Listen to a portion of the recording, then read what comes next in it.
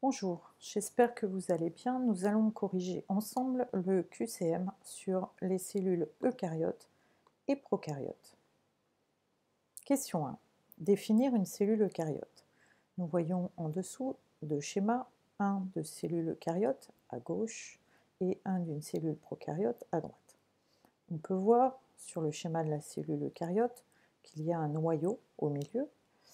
Donc la cellule eucaryote possède un noyau qui est séparé du reste de la cellule par une membrane nucléaire qui est colorée sur le schéma en vert. Son cytoplasme qui est coloré sur le schéma en orangé, ici, qui est un liquide qui contient les organites. Donc contient des organites comme les mitochondries qui sont colorés en rouge et qui sont en forme de petits haricots.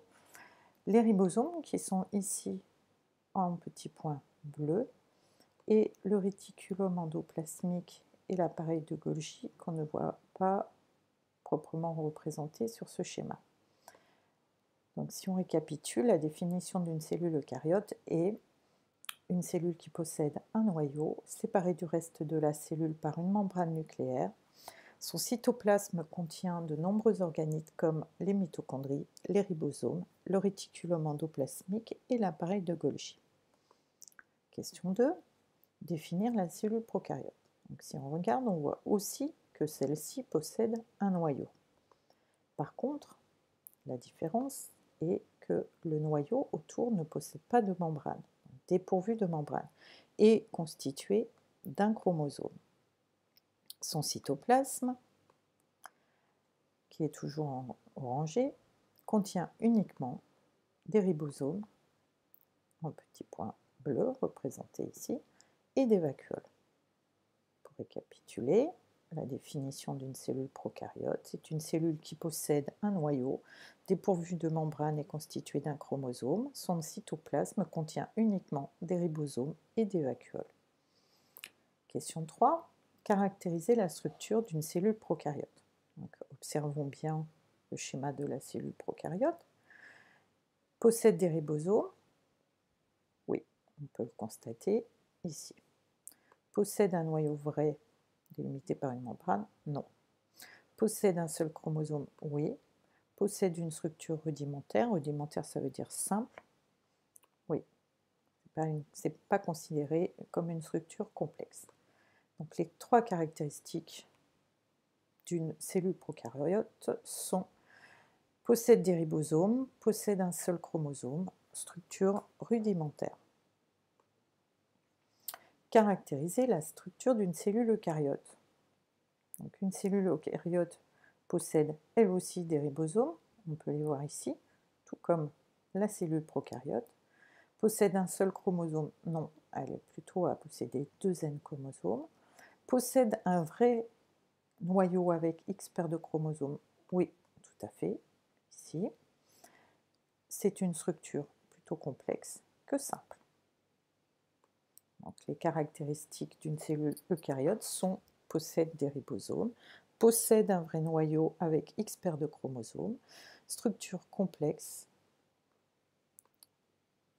Question 5. Indiquer quelle famille de micro-organismes sont de type prokaryote. Le micro-organisme représenté dessous, ici, est un bacille. Un bacille est de la famille des bactéries. Donc, les bactéries sont de type prokaryote. Les champignons microscopiques et les protozoaires sont plutôt de type eucaryote, comme vous avez pu le voir dans la vidéo, et les virus sont considérés comme ni de type eucaryote, ni de type prokaryote. Indiquer quelle famille de micro-organismes sont de type eucaryote pour la question 6. Plusieurs réponses possibles. Nous venons le voir précédemment, les champignons microscopiques et les protozoaires, les bactéries étant prokaryotes et les virus ni l'un ni l'autre. Donc, deux types de micro-organismes sont de type eucaryote, les champignons microscopiques et les protozoaires. Question 7. Indiquer quelle famille de micro-organismes n'est ni de type eucaryote ni de type prokaryote. Nous l'avons dit précédemment, les virus. Les virus ne sont pas considérés comme des micro-organismes vivants, ils ont besoin de parasiter une cellule pour pouvoir répliquer leur matériel génétique. Nous le verrons dans une leçon en première ou terminale. Question 8. Légender la cellule prokaryote. Alors, 1. Là, ce que nous voyons, ce sont des vacuoles qui transportent ou stockent des molécules ou des substances. 2. Il s'agit de la paroi.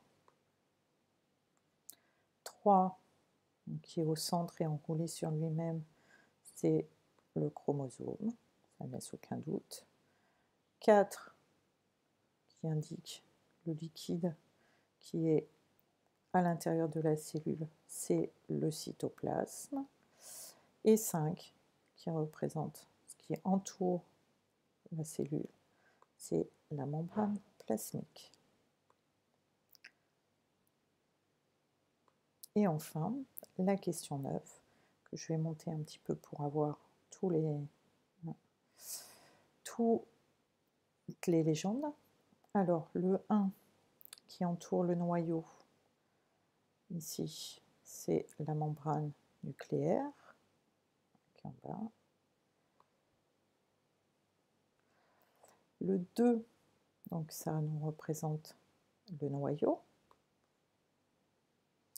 Le 3, c'est le liquide dans lequel baignent les micro-organites, donc c'est le cytoplasme. Le 4, alors là on est sur des organites très particuliers qui ont une petite forme de haricot et qui sont dentelés à l'intérieur, ce sont les mitochondries. Ensuite on est sur les ribosomes qui forment des petits points visibles dans le cytoplasme. Ribosome. Ensuite nous sommes sur les organites qui sont autour du noyau, qui s'appelle le réticulum endoplasmique, et on peut voir qu'il y en a qui ont des points, donc des ribosomes dessus, puis il y en a qui ne possèdent pas de points. C'est pour ça que certains, on les appelle le réticulum endoplasmique granuleux, celui qui possède les petits grains, et le réticulum endoplasmique lisse, qui n'en possède pas. Nous verrons ça dans notre leçon prochaine sur la cellule humaine. Donc réticulum endoplasmique 6.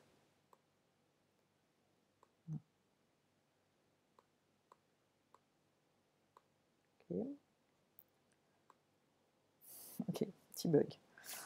Excusez-moi. Ensuite, le 7, on a l'appareil de Golgi qui est représenté avec, en général, pour le repérer, il faut regarder, il y a des sacules comme ça qui sont comme des petits sacs qui sont aplatis les uns contre les autres et on voit sortir des vacuoles. Ça s'appelle l'appareil de Golgi. Et enfin, la membrane qui entoure la cellule, qui est la membrane plasmique. Bien, voilà pour cette première correction. Je vous dis à bientôt parce que nous allons en faire d'autres. Et j'espère que vous respectez le confinement et les gestes barrières. Prenez soin de vous. Au revoir.